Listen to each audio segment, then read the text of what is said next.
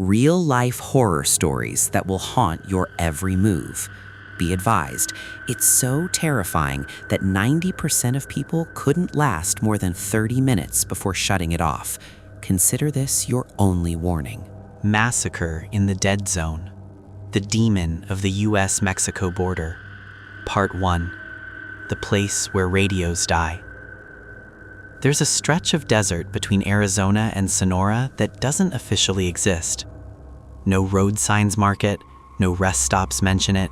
Border Patrol helicopters avoid flying directly over it unless they have to. Locals call it the Dead Zone because radios stop working there. And people sometimes don't come back.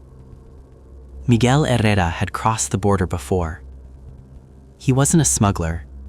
He wasn't a cartel runner. He was a volunteer. Search and rescue. Water drops, medical kits, emergency beacons left along migration routes so people wouldn't die alone in the desert. He believed in that. He believed no one deserved to disappear into sand. That belief would cost him. The first time he heard about the Dead Zone was from an old rancher near Nogales. The man had skin like cracked leather and eyes that didn't blink enough. "Your radios won't work there," he'd said. "Doesn't matter how new they are." Miguel had laughed. "Interference?" The rancher shook his head slowly. "Not interference. Silence." Miguel's team was 4 people. 2 trucks. Satellite phones. Military-grade radios. Thermal drone. They were not amateurs. At 2:11 p.m., they entered the coordinates marked on a faded map as an anomalous interference zone. The desert looked ordinary. Saguaro cacti, rock outcroppings, heat shimmering off sand, the sky too wide, too empty. Miguel keyed his radio. "Team check." "Static." He frowned, adjusted the antenna.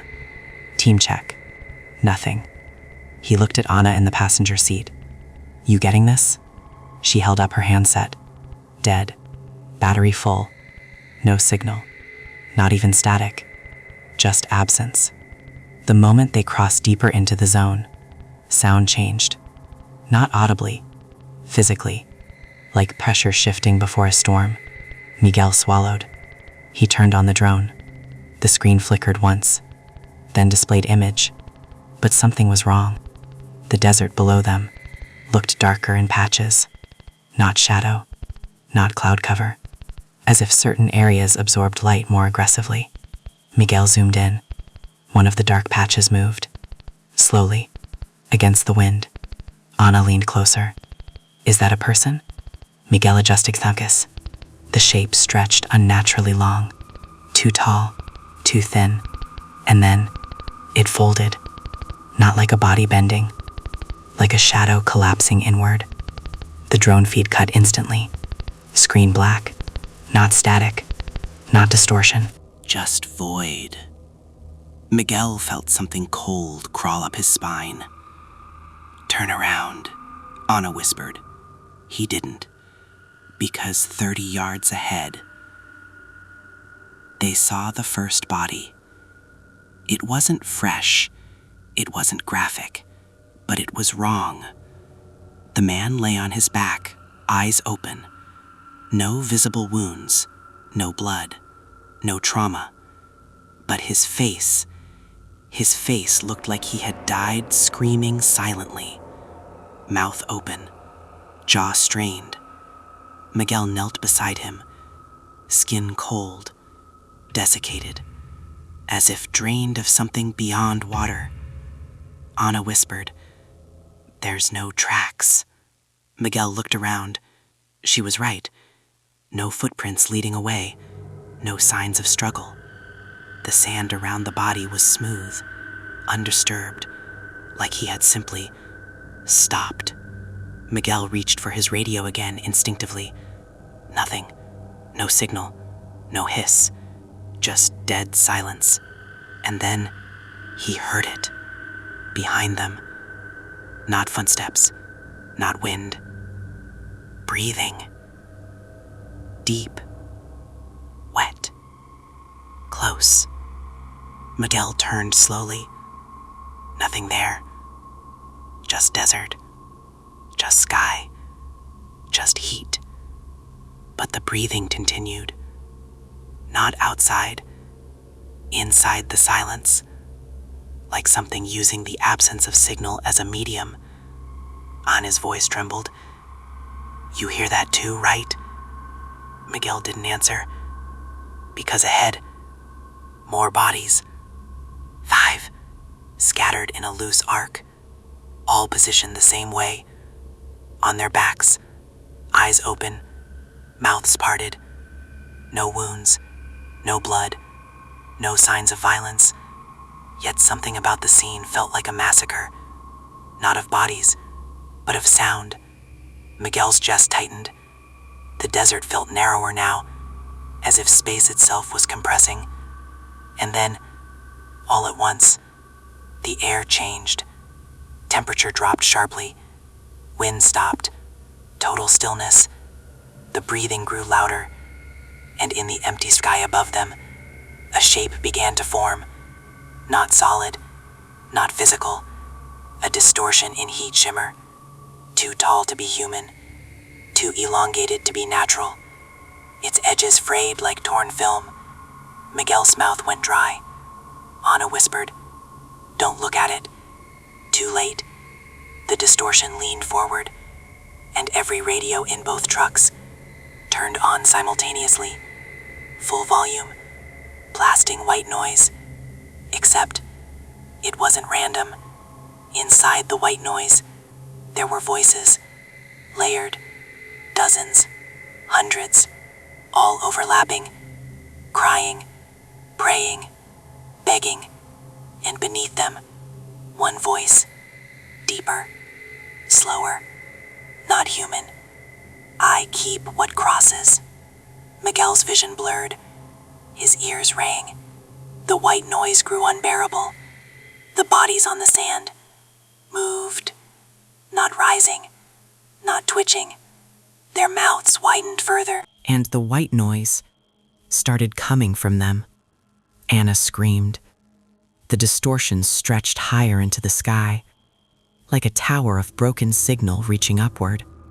Miguel tried to move. He couldn't. The air had weight now, crushing weight. The deep voice spoke again. "This is the place between." And then, everything went black. Not loss of consciousness, loss of signal. 3 days later, Border Patrol found Miguel's truck just outside the dead zone. Engines still running, doors open. No bodies, no struggle. Radios melted internally, circuit boards fused as if overheated from within. Miguel and his team were never found. The official report listed environmental exposure. Locals did not agree, because at night, if you drive too close to the coordinates, your car radio will cut out, and for a moment, in the silence, you might hear breathing, waiting for something else to cross. Part 2. The Line That Moves. Agent Rebecca Collins had worked the southern Arizona sector for 12 years. She didn't scare easily. She'd seen dehydration deaths, abandoned vehicles, human trafficking routes carved into sand like scars. The desert killed people. That was normal. What wasn't normal was a truck found running for 3 days straight with no fuel depletion, no footprints, no tracks, and 4 radios with their internal components fused as if exposed to extreme internal heat. Not burned, not melted from flame, overloaded, from signal. Rebecca stood beside the vehicle at sunrise. The desert was quiet, too quiet. The tech specialist crouched near the driver's side door. "Circuit boards are cooked," he said, "but there's no external heat source." Rebecca nodded slowly. "What about satellite phones?" "Same thing, internal damage." She looked out toward the open desert. There were no bodies. Search teams had combed the area for 72 hours. Nothing. It was as if the 4 volunteers had stepped out of existence. Locals whispered about the dead zone. Rebecca didn't. She believed in terrain. She believed in exhaustion. She believed in heat stroke hallucinations. But she also believed in patterns. And something about this case had one. She pulled older incident reports. Unexplained disappearances within a 15-mile radius.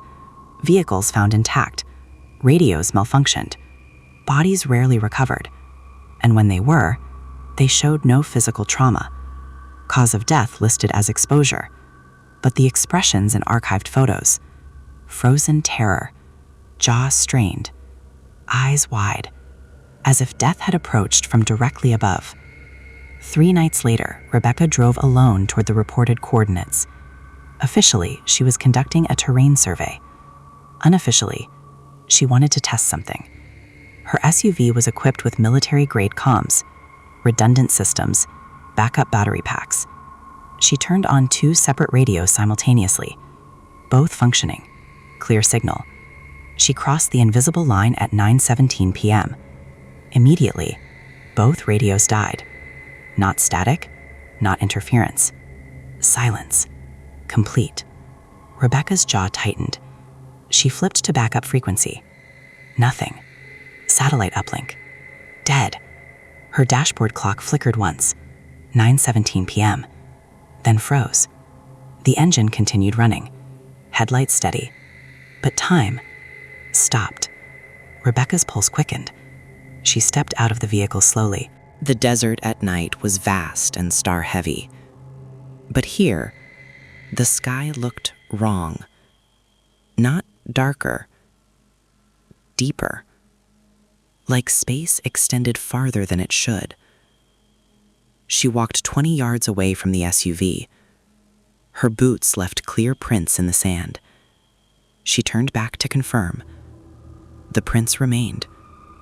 Good. Grounded. Real. She took another step. The air pressure shifted. Subtle but undeniable. The temperature dropped sharply. And then she heard it. Not breathing. Not yet. Something worse. Absence. A vacuum sensation in her ears. Like descending too quickly in an airplane. Her vision blurred slightly. Stars overhead flickered. And then, one star moved. It didn't streak. Didn't fall.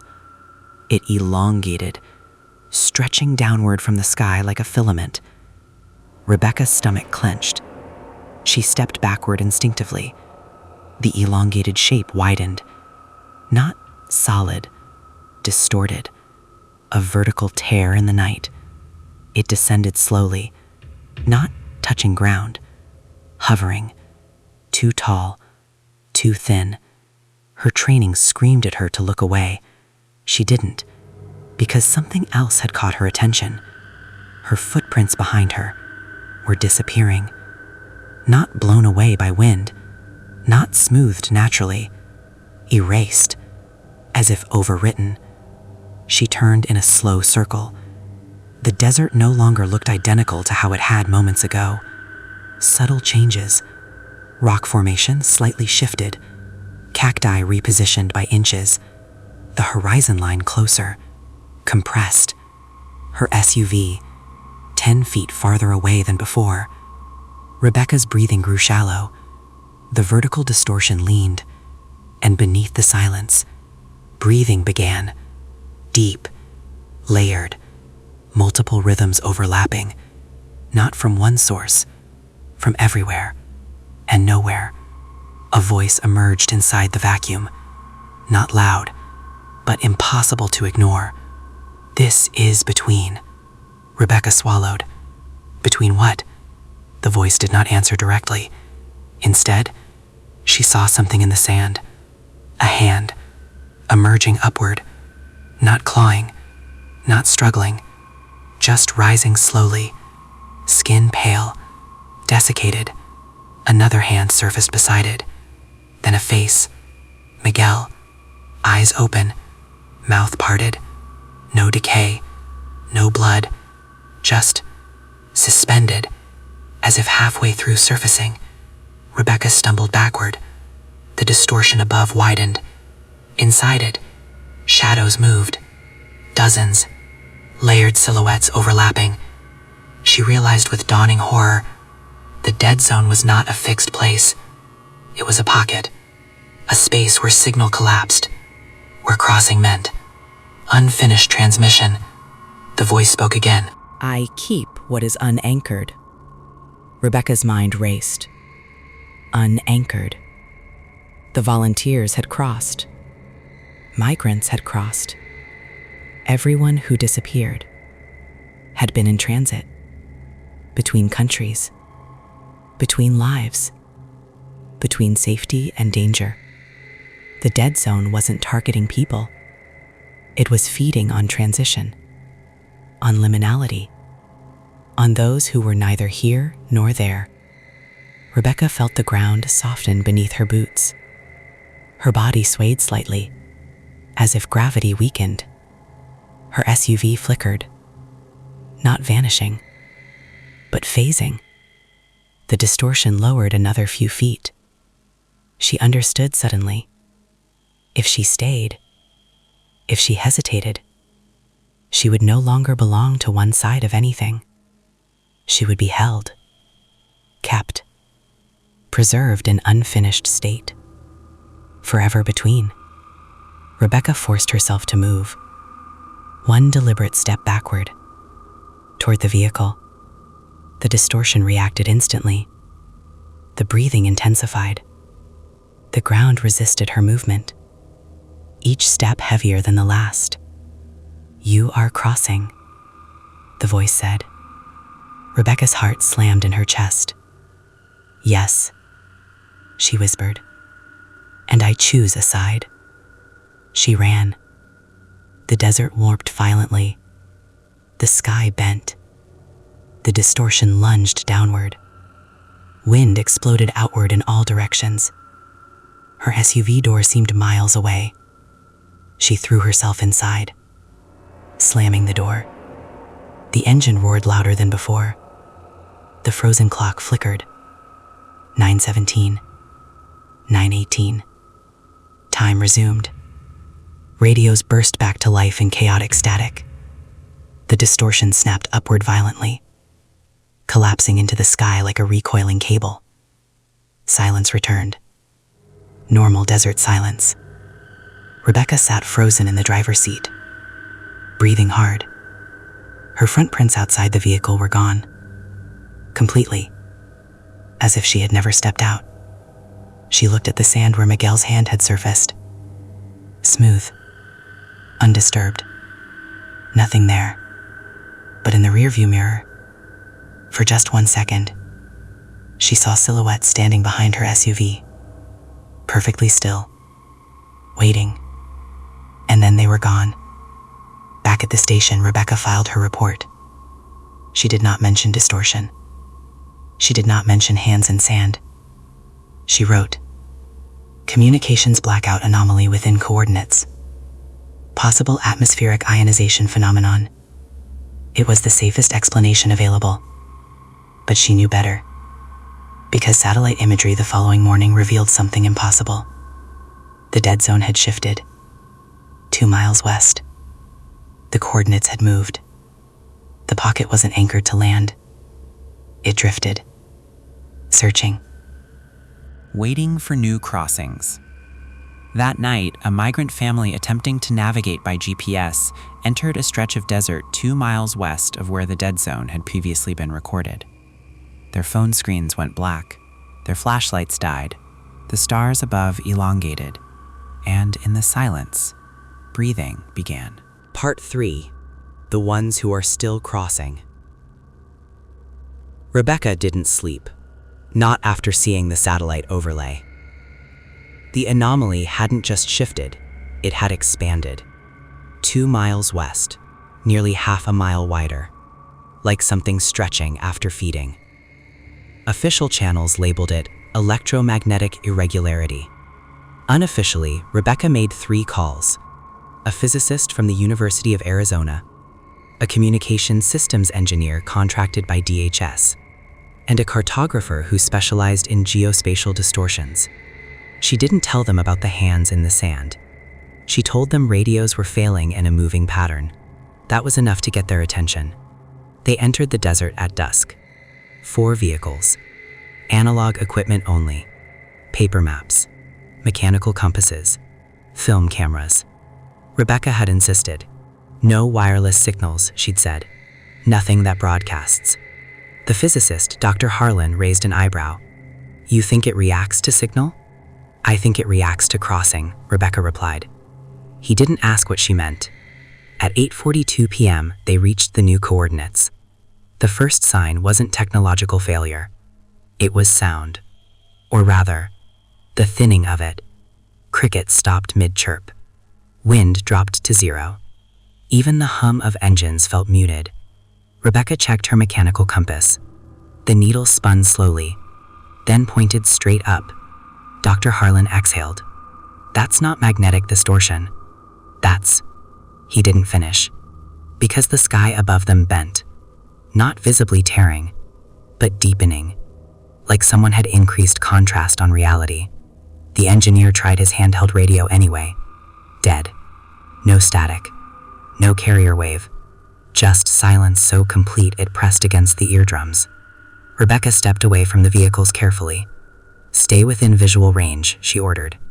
The cartographer began marking coordinates manually. Every 30 seconds. Plotting by hand. At first, the desert looked normal. Then, they noticed something impossible. The horizon line wasn't stable. It pulsed. Very slightly. Expanding. Contracting. Like breath. Dr. Harlan whispered, "The space is elastic." Rebecca's stomach tightened. That word. Breathing. The sound returned. Low. Layered. Every direction at once. The engineer turned slowly. You hear that? No one answered. Because ahead, figures stood in the sand. Dozens. Perfectly still. Not advancing. Not retreating. Miguel was among them. So were others Rebecca had seen in case files. Migrants reported missing years ago. A teenage boy from El Salvador, an elderly ranch hand, a woman who'd vanished during a border crossing in 2018.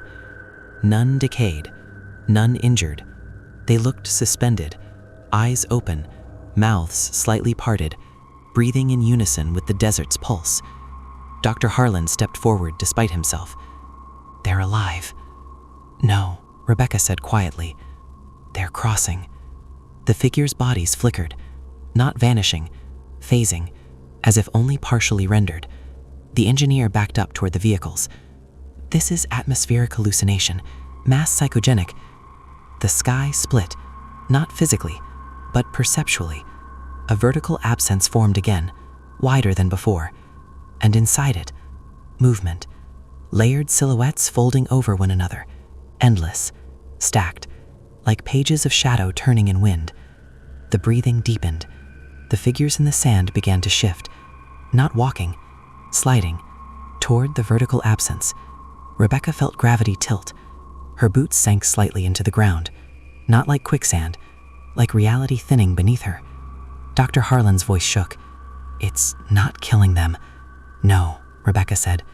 It's storing them. The vertical absence pulsed, and this time, it spoke clearly, not just in vibration, in language. You name it border. The desert trembled. You name it crossing. The silhouettes inside the absence writhed. You build lines in sand. Rebecca felt the truth settle heavy in her chest. The dead zone wasn't attached to geography. It was attached to concept, to liminality, to the space between identities, between citizenship, between belonging and exile. The voice deepened. I am the place you made. Dr. Harlan stepped backward. That's impossible. The vertical form elongated higher into the sky. You drew division.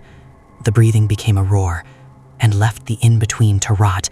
The figures in the sand lifted inches off the ground, suspended, weightless. Rebecca realized something horrifying. It wasn't a demon in the religious sense. It wasn't ancient. It was emergent. A pressure wound in reality created by millions of crossings, millions of unfinished transitions, hope suspended, fear suspended, lives caught between. It had mass now, shape, hunger, not for flesh, for unfinished states. The engineer screamed. One of the suspended figures snapped toward him suddenly, eyes locking. The engineer's body froze mid-step, his outline blurred. Rebecca lunged forward instinctively, grabbing his arm. "Choose," she shouted at him. He stared at her in confusion. "Choose what?" "Choose where you stand." The ground beneath him liquefied slightly. His legs began to phase. He wasn't being dragged. He was losing definition between here and there. Rebecca gripped him harder. "Say it." He gasped. "I'm here." The vertical tapetus pulsed violently. The silhouettes recoiled. The engineer's body snapped back into solidity. The ground hardened. The breathing faltered. The voice lowered to a near whisper. "Anchored." Rebecca looked up slowly. "That's your weakness." Silence. Dr. Harlan trembled. "It can't take someone fully rooted." Rebecca nodded once. "It feeds on uncertainty, on those in transit." The vertical form began collapsing inward. The suspended figures lowered gently back to sand, but they did not vanish. They remained, watching. The voice faded, but not before leaving one final phrase. "Then you will give me more." The distortion snapped upward and disappeared. Sound returned violently. Wind, insects, engines humming loudly. Everyone stumbled backward. The compass needle fell flat, pointing north again. Rebecca looked at the sand. The figures were gone, but impressions remained, indented outlines where bodies had hovered, and near her boot, a footprint that wasn't hers, deep, elongated, too long to be human, facing west, toward the next shift. Back at base, satellite data confirmed it. The dead zone had moved again, another 3 miles, wider, stronger, and along the projected drift path was a migrant shelter, housing dozens, people in transition, waiting for processing, waiting for news, waiting for a future not yet decided. Rebecca stared at the map. The pattern was clear. It wasn't random. It was following uncertainty, and it was growing. That night, hundreds of miles away, a child in the shelter woke suddenly. The air inside the room felt thinner. The fluorescent lights flickered, and for just a moment, the walls seemed farther apart, like space had stretched. In the darkness near the ceiling, something vertical formed, listening. Part 4. The Shelter Between. The migrant shelter in southern Arizona was never meant to be permanent. It was fluorescent lighting and folding cots, plastic bins, paper bracelets, intake forms. People didn't stay long. They waited. For paperwork, for sponsors, for court dates, for a bus ticket north. It was a building full of unfinished lives, which made it perfect. Rebecca arrived just before midnight. She didn't come with sirens. She didn't come with federal briefings. She came alone. The shelter director, a tired woman named Elena Ruiz, met her at the door. "You're the one who called," Elena said quietly. "About the power fluctuations." Rebecca nodded. "When did it start?" 3 hours ago. Lights flicker, phones die, Wi-Fi drops, comes back, then drops again. Rebecca stepped inside. Immediately, she felt it. Not the full pressure of the desert anomaly, but a thinning, like the air was slightly less dense. Children slept on cots arranged in rows. Adults whispered in Spanish and English. Some stared at nothing, not blankly, listening. Rebecca walked slowly down the aisle. She noticed something subtle. The hum of fluorescent lights wasn't steady. It pulsed, breathing rhythm. In, out, in, out. Her chest tightened. "Elena," she whispered, "has anyone reported strange dreams?" Elena hesitated. "Several. Same description." "What description?" Elena swallowed. "A tall shadow in the sky." Rebecca closed her eyes briefly. It had found density, concentration, uncertainty layered atop uncertainty, dozens of people suspended between outcomes. It didn't need desert now.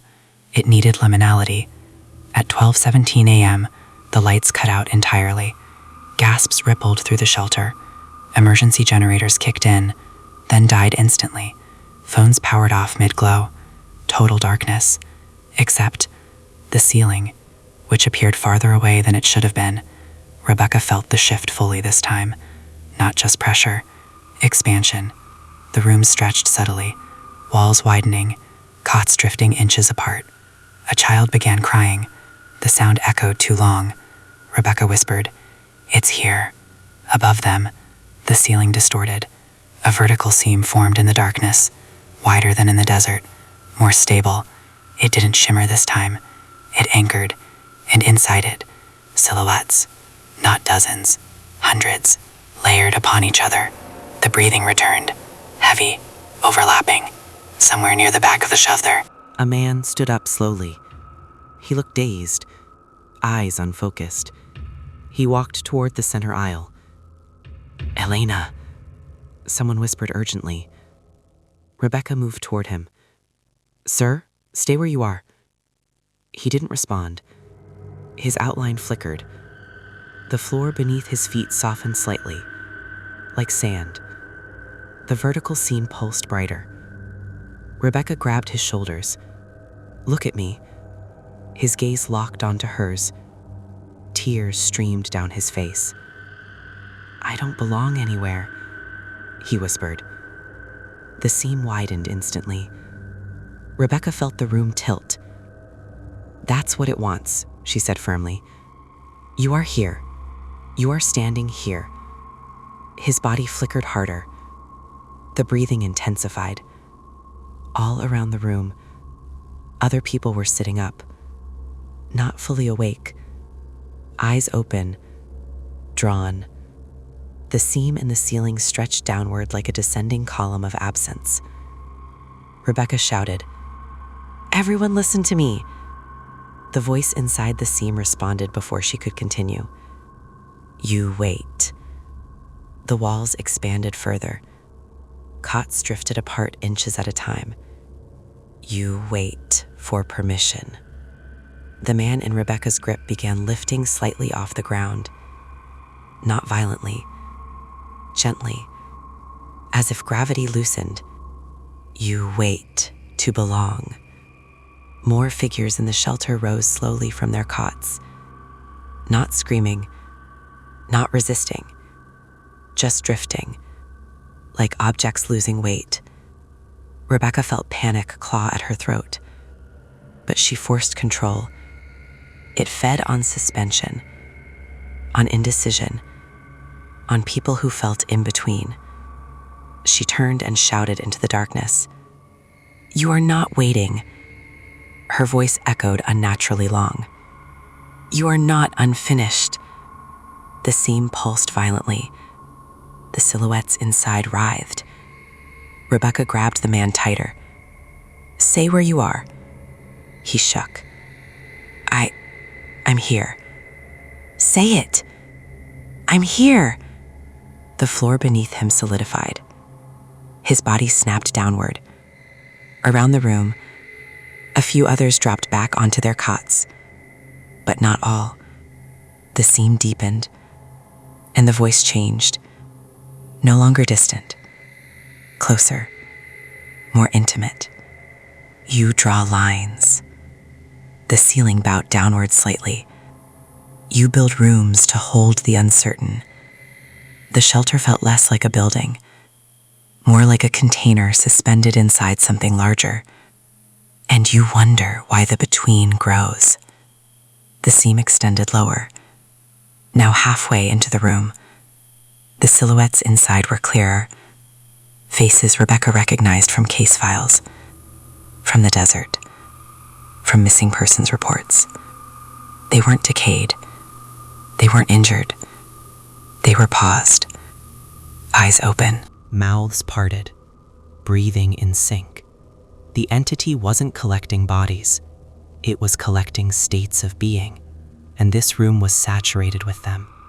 A teenage girl near the far wall began lifting slowly. Her mother screamed and grabbed her hand, but her grip slipped. The girl's body flickered. Rebecca ran. Each step felt heavier, like running underwater. She grabbed the girl's other arm. "Look at your mother." The girl's eyes fluttered. The seam pulsed violently. "You are neither," the voice said. Rebecca shook her head. She is both. The seam recoiled slightly. Rebecca understood then. The entity defined people by division, by separation, by labels. But belonging wasn't binary. It wasn't one side or the other. It was choice. She locked eyes with the girl. "Say your name." The girl's lips trembled. "My name is Camila." The seam convulsed. The silhouettes inside fractured briefly. Rebecca tightened her grip. "Say where you are," Camila whispered.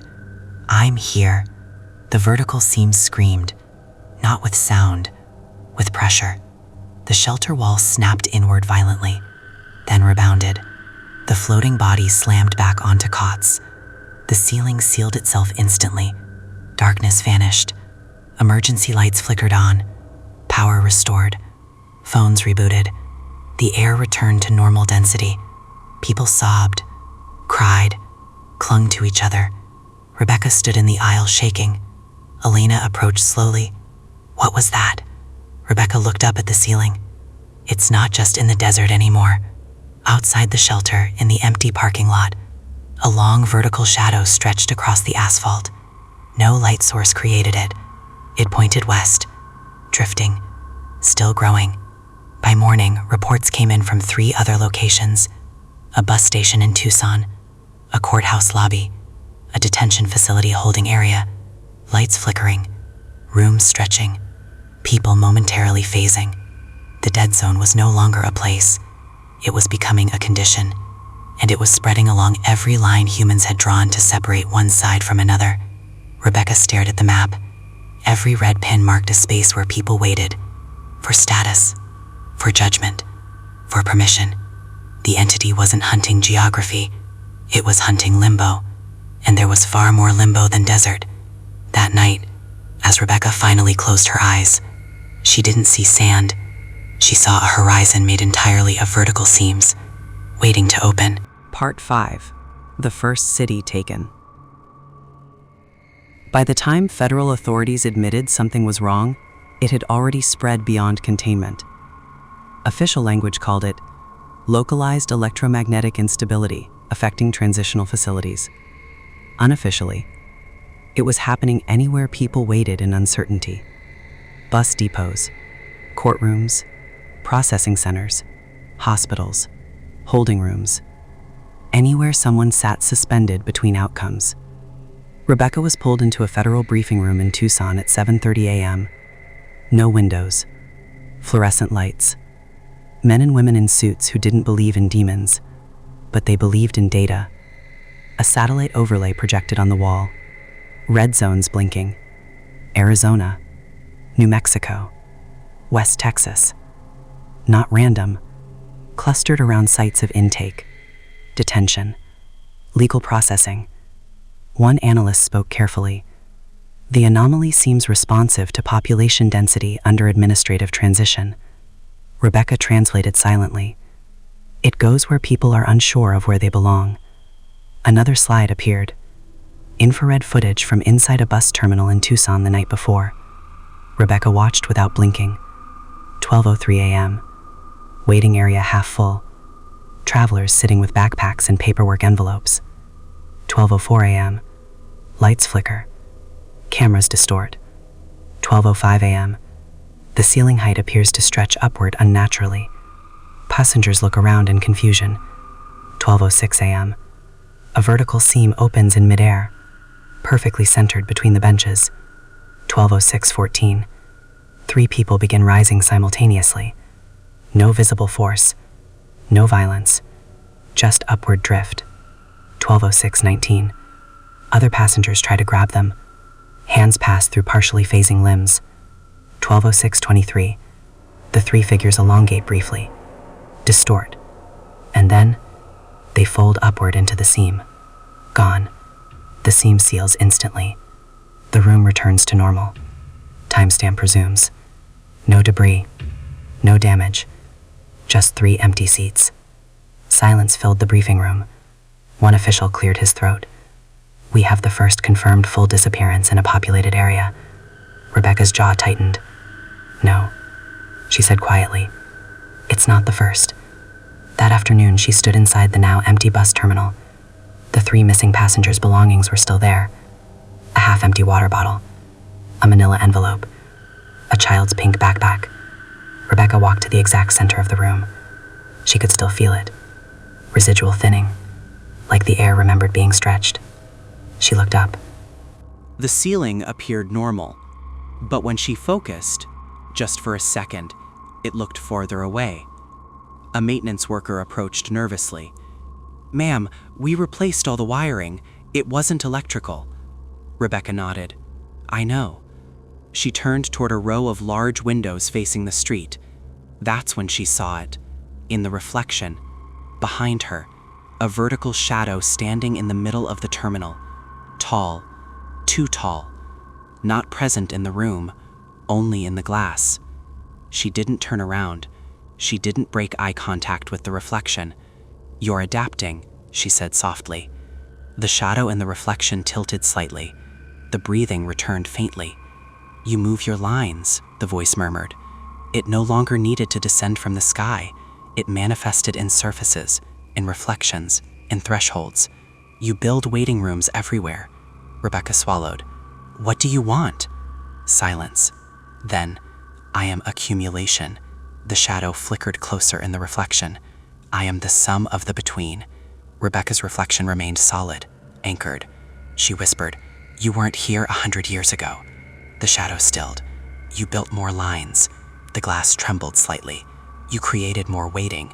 Behind her, the real room remained empty, but in the reflection, the bus terminal looked crowded, hundreds of silhouettes sitting silently in chairs, watching, not attacking, just present, stored. Rebecca felt a cold realization settle in her bones. It wasn't just feeding, it was expanding proportionally to human systems of suspension.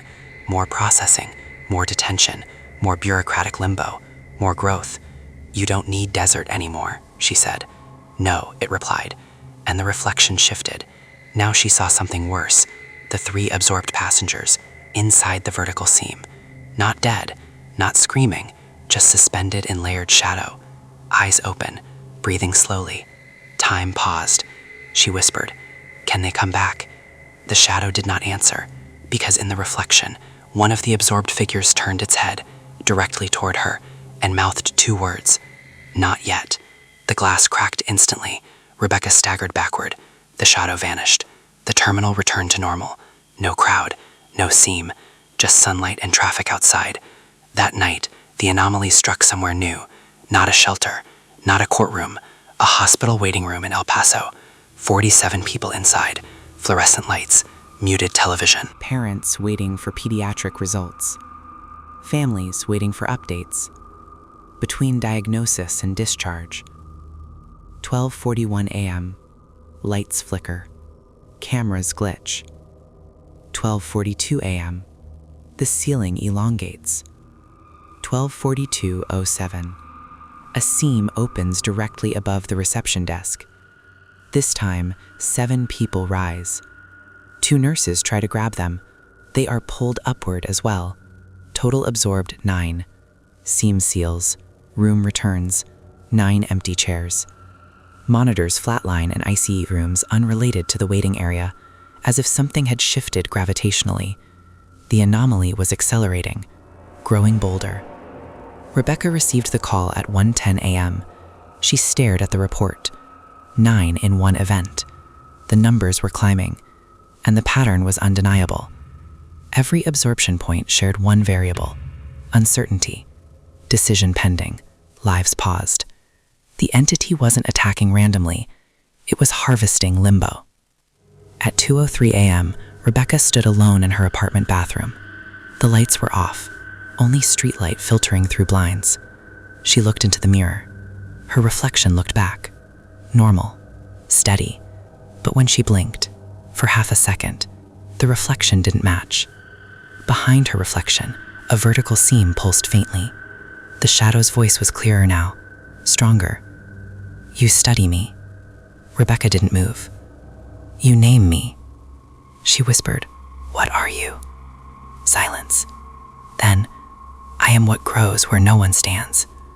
Her reflection's eyes darkened slightly. "You fight me with choice." Rebecca's throat tightened. Yes. The shadow leaned closer inside the mirror. And what happens when you hesitate? The bathroom felt wider suddenly. The air thinned. For just a second. Rebecca felt it. That pull. That slight loss of grounding. Not enough to lift her, but enough to remind her. No one was permanently anchored. Not even her. The shadow whispered one final line before fading. You are not finished either. The mirror returned to normal. Rebecca stepped back slowly. Her hands were shaking, because she understood something now. It wasn't just targeting migrants, or shelters, or institutions. It targeted anyone suspended in a decision, anyone unsure, anyone waiting. And the world was full of waiting. Across the Southwest, reports multiplied. Airports, DMV offices, immigration courts, even a high school guidance office during college decision week. Small distortions, minor phase events, not always full absorption, but increasing. The dead zone was no longer a place. It was a spreading phenomenon. And if left unchecked, every line humans had drawn could become a seam. Every waiting room, a harvest field. In a darkened processing facility outside Phoenix, security footage captured something unprecedented. The seam opened, but instead of people rising, the shadow descended fully, for the first time, touching the floor, standing upright, inside a room full of waiting bodies. And it did not immediately take anyone. It simply stood there, watching, learning. Part 6, when it touched the floor.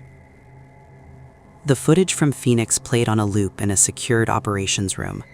No distortion filters, no enhancement, just raw security camera feed. 11:58 p.m., holding area, 32 people seated. 11:59 p.m., lights flicker. 12 a.m., the ceiling stretches upward unnaturally. Then, it didn't open from above. It unfolded downward. A vertical seam inverted itself and poured into the room like gravity had reversed. And for the first time, it touched the floor. Not a shadow cast by something else, not a distortion in air, a form. Tall, unbroken, edges frayed like torn fabric suspended in water. It stood in the center of the room. The breathing was audible even through the camera mic. Layered. Too many lungs. No one moved. The people in the holding room didn't scream. They didn't run. They stared. Not hypnotized. Recognizing. As if something in them already understood. The entity tilted its elongated head slightly, studying them. Choosing. Or not choosing. Then, it did something worse than violence. It waited. Rebecca watched the footage with clenched fists. It's not feeding, one analyst whispered. It's stabilizing, Rebecca corrected. The entity had always existed in transition space, in limbo, in vertical seams. Now, it was attempting to remain grounded, to anchor. And if it succeeded, it wouldn't need uncertainty to feed anymore. It could create it. Back in Phoenix, the holding room incident had lasted 4 minutes. 4 minutes of stillness. 4 minutes of presence. At 12:04 a.m., a young man in the second row stood up slowly. 22 years old. Name, Rafael Dominguez. Awaiting case review. 3 years in procedural backlog. 3 years in between. Rafael stepped toward the entity, not out of fear, not out of surrender, but exhaustion. I'm tired of waiting, he said. His voice trembled but did not break. The entity did not move. I don't belong there, Rafael whispered. He gestured vaguely southward. I don't belong here. The room felt wider, air thinner. Others began breathing faster. The entity leaned forward slightly. Rafael continued. I don't choose. The word echoed unnaturally. Choose. Choose. Choose. Rebecca saw it instantly in the footage. The moment the shift occurred, Rafael's outline blurred. Not upward. Not downward. outward, like his edges were being erased evenly. The entity did not pull him. It didn't need to. Raphael stepped forward willingly. And when he reached the entity, he did not rise. He did not fold into a seam. He thinned, his body becoming translucent, layer by layer, as if resolution was being reduced. People around him tried to grab his arms. Their hands passed through partially solid flesh. Raphael didn't scream. He looked relieved. "I don't choose," he repeated. The entity extended a long fractured limb and placed it against his chest. Raphael dissolved. Not violently, not dramatically. He simply lost definition until nothing remained. No seam opened, no vertical distortion. The entity remained standing, more solid than before, its edges less frayed, anchoring. Rebecca shut off the footage. Her pulse hammered in her ears. "It's evolving," someone said quietly. "No," she replied. "It's learning how to stay." The entity had discovered something. If someone refused to choose, if someone surrendered to limbo willingly, it didn't need to pull them upward. It could absorb them in place. And each absorption strengthened its physical presence. That night, Rebecca returned to the Phoenix facility. Not officially. She entered the now empty holding room alone. The air felt wrong immediately. Not stretched, condensed, as if space had shrunk slightly. She stood exactly where Raphael had disappeared, closed her eyes, listened. The breathing was faint, but steady, and closer to ground level than before. "You're trying to anchor," she said softly. Silence. "You need someone who won't choose." The fluorescent lights flickered once. "You can't anchor yourself," she continued. "You need permission." The breathing deepened. She felt it then. Not upward pull, not phase distortion. A tug in her chest. A question forming. "Where do you belong?" For a split second, her thoughts wavered. Years on the border. Never fully at home in the agency. Never fully detached from the people she processed. Never entirely certain. The room darkened slightly. The air thinned. It sensed the hesitation. "You are not finished," the voice whispered near her ear. Rebecca's heartbeat accelerated. Her knees felt lighter. The floor softened subtly beneath her boots. "Choose." The word echoed in her own mind now. She clenched her jaw. "I am here," she said firmly. The room snapped back. The breathing recoiled. The entity's presence thinned. But it didn't vanish. It lingered, stronger than before. Because Raphael had not chosen, and his surrender had fed it something new: stability. Over the next 48 hours, similar events occurred in 3 cities. Not mass absorptions, single individuals. Always the same pattern: long-term limbo, procedural backlog, indefinite waiting, and one phrase before dissolution: "I don't choose."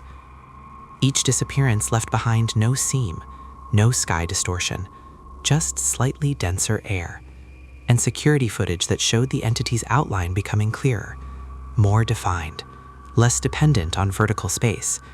It was learning horizontal existence, learning how to stand. Rebecca studied the data obsessively. Every absorption correlated with voluntary surrender, not fear, not panic, acceptance. The entity fed on suspended identity, but it anchored through refusal. If enough people surrendered, it wouldn't need seams. It wouldn't need ceilings. It could remain anywhere. At 3:11 a.m., Rebecca woke from a dream. She stood in an endless desert. No border fences, no roads, no buildings, just flat land. And in the distance, the entity stood upright on the horizon, solid, casting a shadow. For the first time, it had a shadow. She tried to move. The sand beneath her feet felt thin. The entity spoke clearly. No one stands forever. Behind it, thousands of silhouettes stood motionless, not stored in seams, not suspended, standing, featureless, anchored in its wake. You built waiting into your world, it said. I am permanence. Rebecca forced her feet into the sand, grounded. I choose, she whispered. The dream shattered. She woke gasping. Her bedroom walls felt closer than before, not stretched, compressed, as if space was tightening instead of expanding. The anomaly was changing, not widening, condensing, becoming denser, more physical, less abstract. By morning, reports confirmed it. The dead zone no longer drifted randomly. It had stopped moving, centered between 3 cities, stable, fixed. For the first time, it wasn't following uncertainty. It was creating a gravity well, drawing waiting spaces toward it. Court cases delayed indefinitely, processing systems glitching, paperwork vanishing, appointments canceled, an entire administrative network subtly destabilized. The more people were forced to wait, the stronger it became. And now, it was standing, inside a government storage facility where confiscated personal belongings were kept. Security cameras caught a final chilling development. A vertical seam opened briefly, not to absorb, to release. One silhouette stepped out, solid, eyes open, mouth parted, breathing. Not fully human, not fully shadow. It looked around slowly, then walked forward and left the frame. Part 7. The one it sent back. The silhouette that stepped out of the seam did not trigger alarms. It did not break glass. It did not move unnaturally. It walked, slowly, deliberately. Security footage from the storage facility showed it passing through rows of boxed belongings, wallets, watches, children's shoes, manila envelopes stuffed with documents that decided futures. It paused once, tilted its head, as if listening. Then it kept walking. When it exited the building, the cameras caught something new. It cast a shadow in the parking lot. The entity had never cast a shadow before. Rebecca saw the footage at 6:12 a.m. The frame froze on the figure's face. It wasn't distorted anymore. Not fully. It looked almost human. Eyes slightly too dark, edges slightly too blurred, but solid. Breathing. Who is it? An analyst asked. Rebecca leaned closer. Her stomach dropped. I know him. They ran facial recognition. No database match. But Rebecca didn't need confirmation.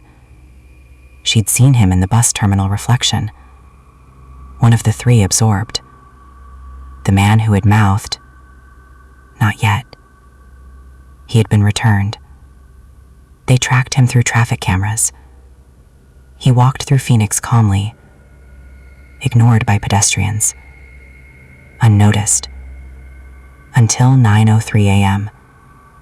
He entered a county administrative building, a place filled with waiting, people clutching numbered tickets, watching digital boards, hoping their number would be called. The returned figure stepped into the center of the lobby and stopped. At first, nothing happened. Then, the fluorescent lights began to hum in rhythm. In, out. In, out.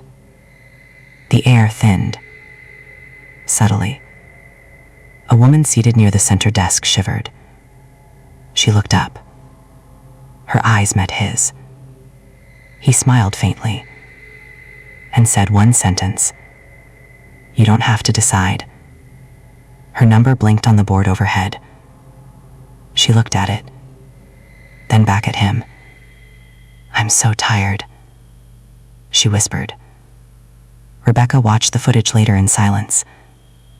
The woman stood slowly, walked toward him, not afraid, relieved.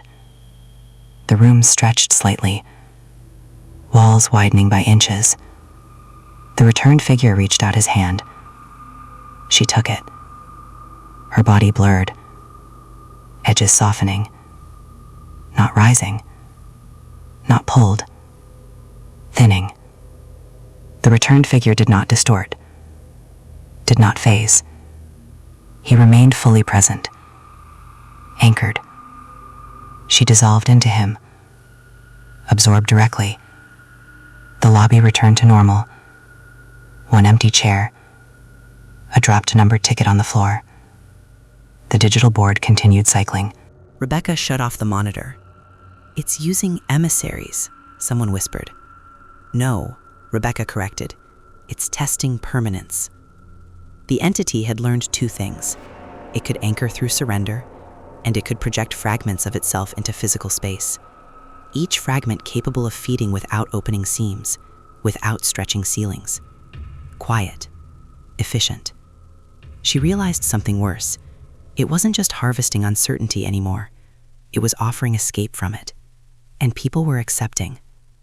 Over the next 24 hours, 5 similar incidents occurred. Different cities, different administrative buildings, always the same pattern. A returned figure, one sentence, "You don't have to decide." One person dissolving. No distortion afterward. The entity's presence growing denser on satellite imaging. Less vertical, more centralized, like mass accumulating. Rebecca stood over a digital projection of the anomaly. It now resembled a gravitational sinkhole. Not wide, deep, pulling. "If enough people surrender," she murmured, "it won't need to hide." She understood the next phase. If the entity anchored fully, it wouldn't just occupy waiting spaces. It would become one. A permanent field of suspension. A place where nothing resolves. Where decisions never complete. Where identity never stabilizes. Endless limbo. That night, Rebecca tracked one of the returned figures herself. It entered a courthouse annex in Tucson. She followed. The building was nearly empty. Late hour. Minimal staff. She found it standing near a long hallway of closed offices. It turned slowly as she approached. Its face resembled a man in his 40s. But the eyes, too still, too layered, breathing audible in the quiet corridor. "You came back," Rebecca said. It tilted its head. "I was not finished." Her pulse quickened. "You're not him anymore." The figure blinked slowly. "I am what remains between." Rebecca stepped closer carefully. "You're feeding it. It feeds through me." She felt the air compress. "You don't have to do this," she said. The figure smiled faintly. "That is what I tell them." Rebecca's throat tightened. Behind the figure, the hallway appeared longer than before, extending past architectural limits, doors multiplying, threshold after threshold, waiting rooms that didn't exist minutes ago. The building was stretching inward. "You're anchoring it," she whispered. The figure's expression did not change. "You anchor it too." Her stomach dropped. "What?" "You force choice." The hallway darkened slightly.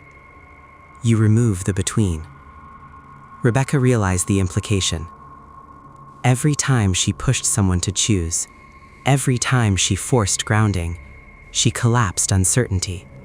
But she also defined boundaries sharply. Clear lines, clear sides.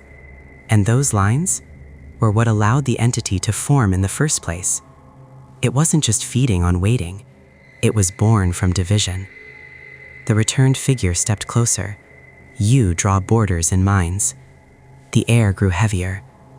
"You define who belongs." Rebecca's voice hardened. "And you erase them." Silence. The figure extended its hand. "Choose." The word carried weight now, not suggestion, demand. The hallway behind it widened further. If she hesitated, if she questioned herself, even for a second, it would take root inside her, not by lifting, not by seam, by doubt. Rebecca felt the pull. For one heartbeat, she didn't know which side she stood on. Enforcer, protector, gatekeeper, witness. The floor beneath her boots softened slightly. The returned figure's outline sharpened. She clenched her fists. "I stand here," she said firmly. The hallway snapped back to normal dimensions. The figure flickered. "You cannot stand forever." It stepped backward, its outline thinning slightly. Not destroyed, not defeated, but destabilized. Rebecca lunged forward, grabbed its wrist. For a split second, she felt thousands of suspended breaths layered beneath its skin. Faces, names, unfinished stories. The entity recoiled violently.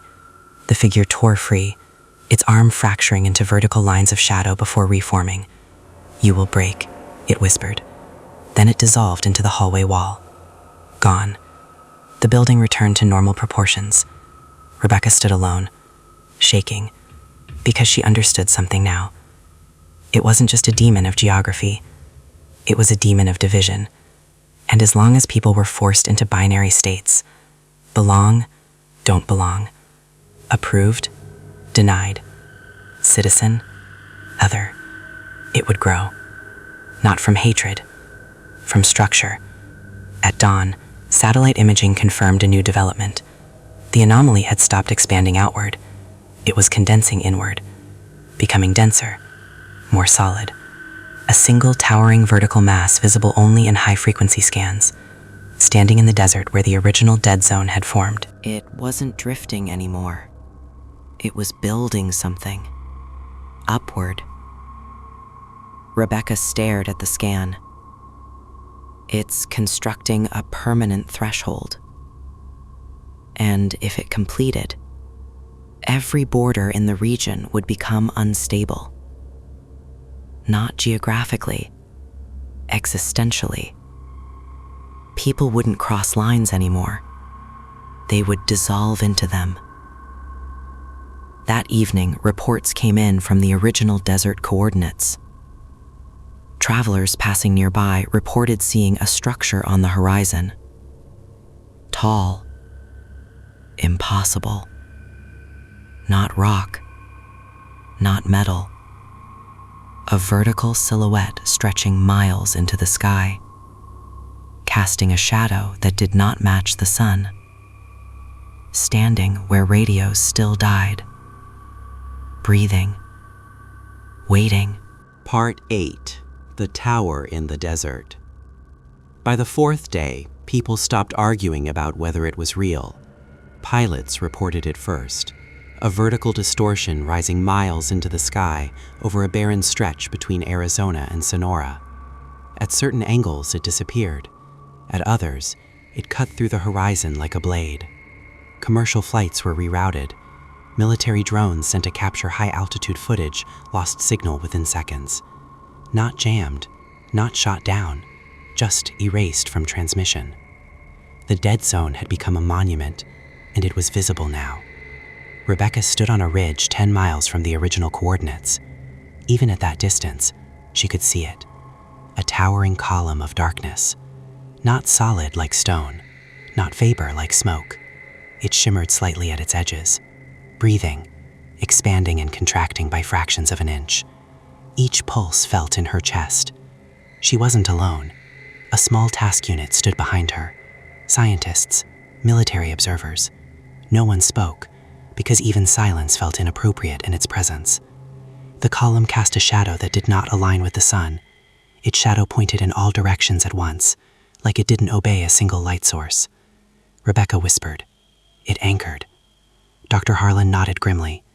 It's stabilizing its own gravity. On satellite overlays, the anomaly now looked like a sinkhole inverted vertically. Data showed something worse. Administrative systems across 3 states were collapsing. Court dates indefinitely postponed. Digital records corrupting. Identification databases glitching. Border crossing shut down. Not by policy, by malfunction. The more waiting increased, the taller the structure grew. At 2:18 p.m., a group of volunteers ignored federal warnings and drove toward the tower. They believed it was some kind of government weapon, or miracle, or spectacle. Rebecca watched their vehicle approach through long-range optics. She knew what would happen. At 2 miles out, their engine stalled. At 1 mile, their radios died. At half a mile, the sky above them deepened. The tower pulsed. The volunteers stepped out of their truck. They stared upward, frozen, not lifted, not attacked, just held. Rebecca's pulse spiked. "Get them out," someone behind her muttered. No one moved, because there was nothing to fire at, nothing to grab. The volunteers began walking forward, in unison, slow, calm, as if approaching a monument they had come to worship. Rebecca felt the pressure change, even from 10 miles away. The tower pulsed again, and the volunteers stopped. They stood at its base, looking up. Their bodies thinned slightly, not dissolving, not yet. The tower extended downward, not touching them, but enclosing, a hollow cylinder of absence forming around their silhouettes. Rebecca felt something else then, not fear, recognition. The tower wasn't simply absorbing. It was creating a permanent threshold, a structure of endless crossing, a place where people would remain between states forever. And the volunteers were the first pillars, suspended in the lower layers of its foundation. Their outlines froze, held, not alive, not dead, anchored in limbo. The tower grew another 50 feet. Rebecca turned away. She finally understood what had to happen. The entity fed on division. It grew through suspended identity. It anchored through refusal to choose. But the tower was a collective construct, built from millions of unresolved crossings. It was not a predator alone. It was an accumulation. And accumulation could only collapse one way, through unification. Not force, not fire, not weapons. Choice wasn't enough. Individual anchoring only slowed it. The tower existed because of the system that created perpetual in-between states.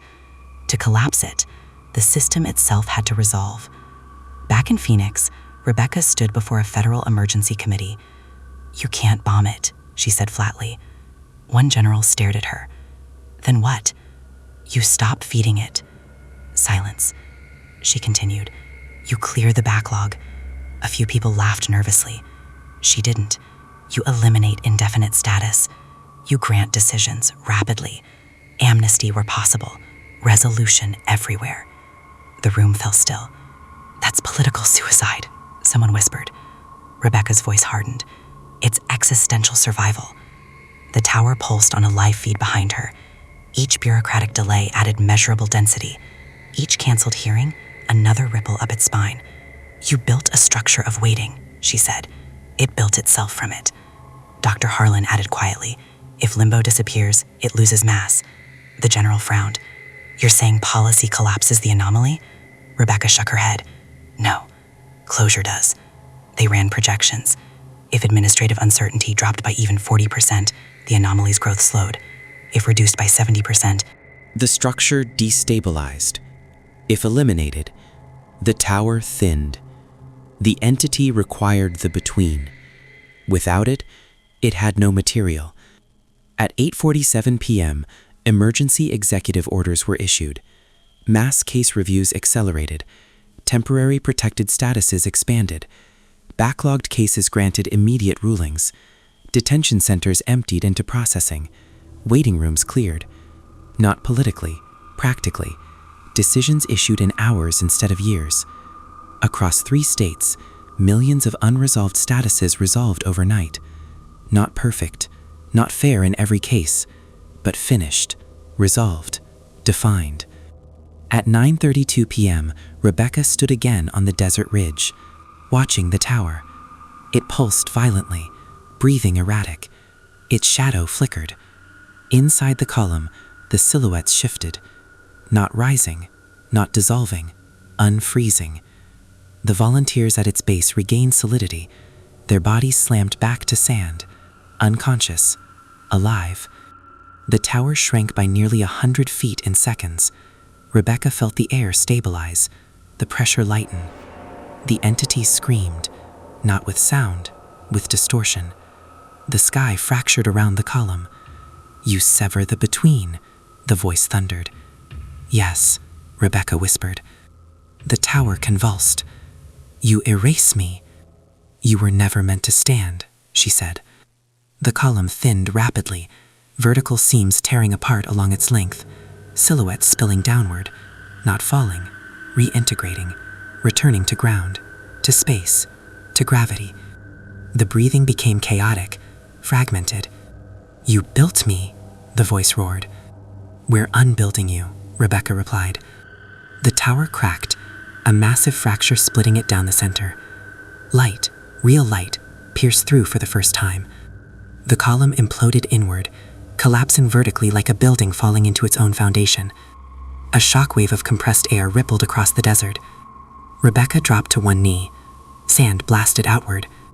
Then, silence. True silence. No thinning, no pressure. The sky returned to ordinary depth. The horizon stabilized. Where the tower had stood, nothing remained. Just desert, wind, stars emerging. Across the southwest, reports flooded in. Reflections normal. Waiting rooms ordinary. No seams. No stretching ceilings. No returned figures. Administrative systems stabilized. Decisions completed. Uncertainty decreased. For now, Rebecca exhaled slowly. "It's over," someone whispered. She didn't answer immediately. Because far out on the darkened horizon, for just 1 second, she thought she saw something vertical, thin, faint, barely visible. Not a tower, a scar. Not breathing, not growing, but not entirely gone. She closed her eyes, chose, "I stand here." The scar faded into darkness. Part 9. The Silence After.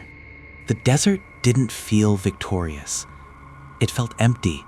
3 days after the collapse, federal drones flew repeated passes over the former coordinates of the tower. No distortion, no signal loss, no anomalies in magnetic fields. Just sand. Wind moving across it in long, patient waves. But something had changed. Not in the ground, in people. The volunteers who had stood at the base of the tower were found miles from where they'd last been seen. Alive, dehydrated, disoriented. When interviewed, they described the same sensation. "I wasn't asleep. I wasn't unconscious. I was paused." They remembered standing in front of something immense. They remembered thinking, "I don't have to decide." And then, nothing, until waking on the sand. Medical scans showed no injuries, no neurological damage, but one consistent anomaly. Their heart rates occasionally synchronized, for brief moments, as if responding to the same distant rhythm. Across Arizona, New Mexico, and Texas, other anomalies surfaced. People who had nearly dissolved but didn't reported similar experiences. Reflections that lagged half a second too long. Ceilings that seemed slightly farther away when anxiety peaked. Rooms that felt subtly larger during moments of indecision. Nothing dramatic, nothing measurable, but noticeable. The entity hadn't vanished cleanly. It had fragmented, collapsed inward. But collapse didn't mean erasure. It meant dispersal. Rebecca returned to the original dead zone alone. No team, no satellites tracking her. She wanted to feel it without instruments. The desert was still. Wind warm against her face. No thinning in the air. No pressure in her chest. She stepped across the exact coordinates where the tower had stood. Her radio remained functional. Compass steady. Sky ordinary. But when she closed her eyes, she felt something faint. Not vertical. Not towering. Residual. Like static after a broadcast ends. The entity had lost its structure. But structure wasn't its origin. Division was. Uncertainty was. And those still existed. Just less concentrated. She whispered into the wind, "You're smaller now." The desert did not respond. But she felt the truth settle. It hadn't died. It had been deprived. Starved. Collapsed. The tower was gone because the backlog was cleared. Because waiting rooms emptied. Because uncertainty had been reduced. But the systems that created limbo still existed. They always would. Human structures naturally generated in between states, and the entity had proven something terrifying. Where enough suspension gathered, it could return. In Phoenix, one final piece of footage surfaced. It had been overlooked, taken minutes before the tower collapsed, inside a courthouse annex hallway, the same corridor where Rebecca had confronted the returned figure. The camera showed the hallway stretching subtly, not dramatically, just slightly longer than architecture allowed. At the far end, a thin vertical line flickered. It did not open. It did not release. It simply remained. A hairline fracture in reality. Then, as the tower imploded, the line snapped shut, but not before something slipped through. Not a full silhouette, not a formed emissary, a fragment, too small to stand, too thin to tower, just enough to survive. Weeks passed. Administrative systems stabilized, backlogs processed, temporary protections extended, waiting periods shortened, people moved, lives resumed. The mass uncertainty that had fed the entity was dispersed. And yet, Rebecca noticed something personal. When she hesitated, when she doubted, when she questioned where she stood, her apartment felt slightly wider. Her reflection lingered half a second too long.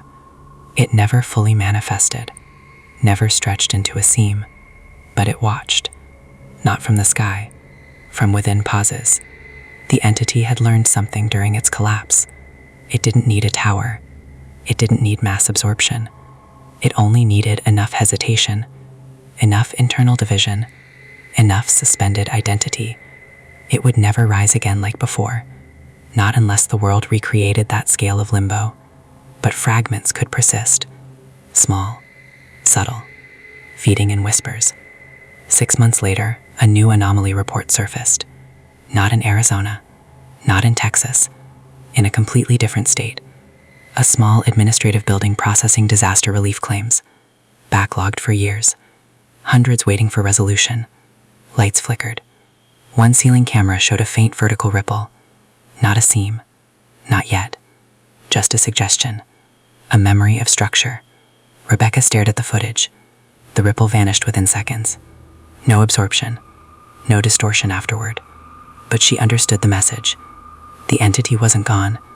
It had been reduced to potential. And potential was enough. That night, she dreamed again. The desert horizon. Empty.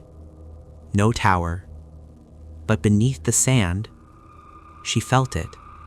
A thin layer of compressed shadow. Like roots. Not growing. Waiting. In the dream, she walked forward. The sand felt solid. She stopped, placed her hand on the ground, and whispered, "I stand here." The ground did not respond, but it did not thin. She woke before dawn, heart steady, room normal, no distortion, no breath layered in the air, just quiet. The truth was simple. The demon of the dead zone was never ancient, never mythic, never divine. It was structural, an emergent consequence of lines drawn and lives suspended. It had risen because uncertainty had mass. It had towered because waiting had density. It had anchored because people surrendered to indecision. And it had collapsed when resolution outweighed limbo.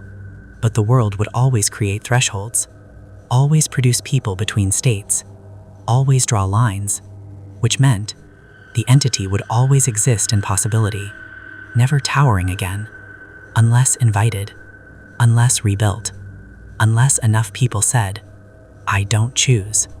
Far out in the desert that night, the wind shifted. For just 1 second, a faint vertical shadow stretched across the sand, no taller than a person, thin, barely visible, then gone. Part X, the line that holds. The world did not end. There was no crater where the tower had stood, no scar visible from space. no monument left behind. But Rebecca knew better than to confuse silence with absence. 6 months after the collapse, the administrative backlog across 3 states had been reduced to historic lows. Temporary protections expanded. Processing times shortened. Entire categories of pending had been eliminated. And still, tiny ripples appeared. Never dramatic, never towering, just small distortions wherever uncertainty pooled long enough. A disaster relief office, an asylum appeal waiting room, a probate court hallway. Always the same pattern. Fluorescent lights humming slightly out of sync. Ceilings feeling an inch too high. Reflections lingering half a heartbeat longer than they should. The entity had been shattered. But fragments don't die. They disperse. Rebecca drove back into the desert one last time. No convoy. No satellite feed. No observers. She parked near the coordinates where the tower had once pierced the sky. The land looked ordinary. Dry brush. Wind-sculpted sand. A sky too wide to measure. She stepped out. Closed the car door. Listened. Nothing. No thinning. No layered breathing. But she could feel it faintly. Not above.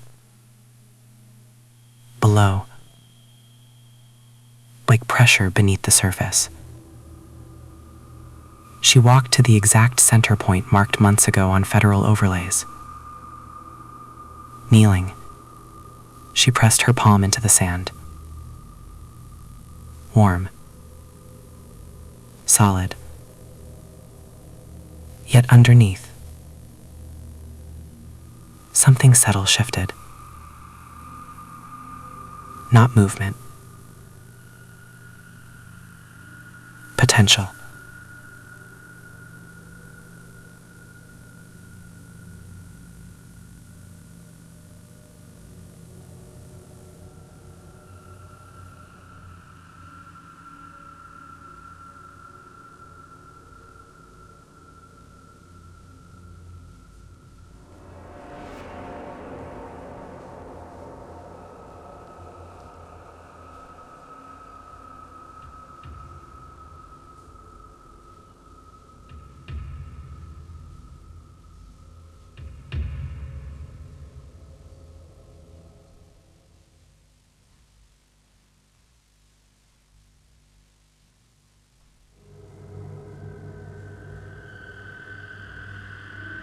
The ripple brightened slightly, hopeful. You will divide again. We always do. The wind shifted. The fracture deepened a fraction of an inch. And I will return. Rebecca felt the weight of that truth. It wasn't a threat. It was physics. Emergent forces arise from repeated conditions. Enough waiting, enough unresolved lives, enough suspended states. And the structure would reform. Maybe not here, maybe not now, but somewhere. She stood, dusted sand from her hands. You only grow when we refuse to finish things. The ripple pulsed once. Weak. You feed on surrender. Silence. You anchor through refusal. The ripple flickered. Less stable. Rebecca stepped closer. Not into it, but close enough to feel the faint cold radiating from its center. I can't erase division, she said. I can't stop people from being between things. The entity's presence trembled. But I can choose. The desert wind stilled. She placed her hand flat against her own chest. I stand here. The ripple wavered. I choose. The fracture shrank slightly. Not collapsing, but losing definition. I don't wait for permission to exist. The ripple flickered erratically. The voice thinned. You are one. Yes. The desert brightened slightly as the sun dipped lower on the horizon. And that's enough. The ripple faltered.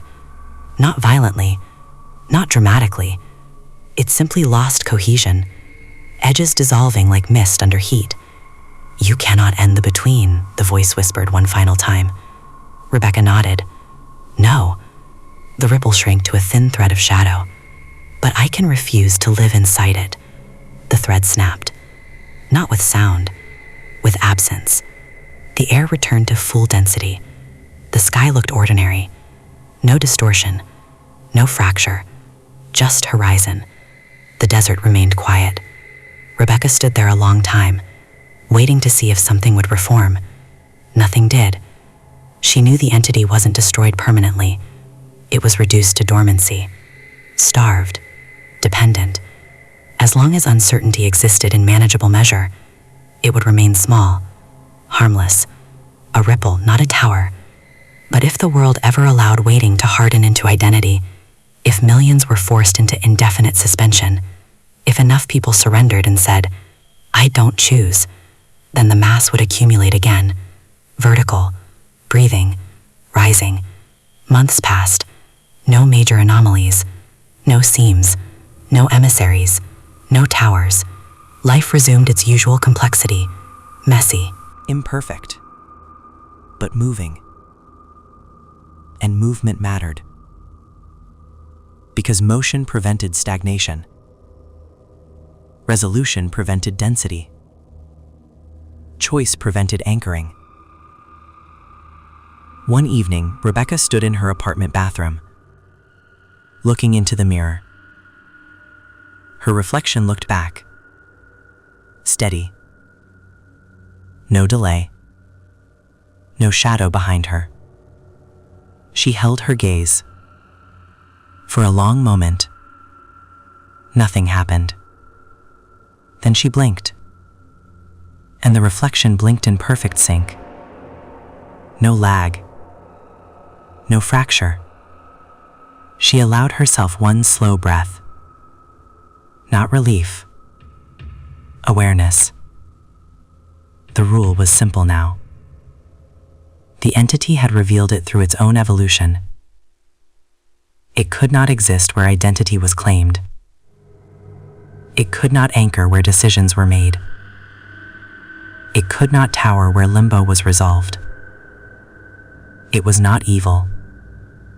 It was imbalance. And imbalance only dominates when ignored.